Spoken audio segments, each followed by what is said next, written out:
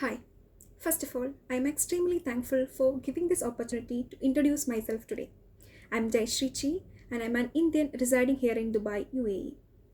I hold a BTech degree in information technology and had been working as data analyst for the past 2.6 years at EY GDS India.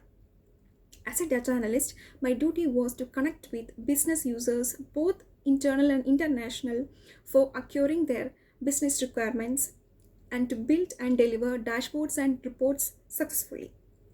I was also worked as support role under development team for finding bugs, troubleshooting, cleansing data, and more.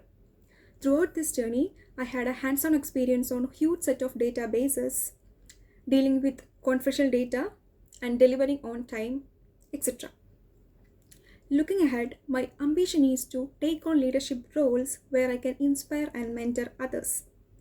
I'm proud to say that I am adaptable to new situations or challenges.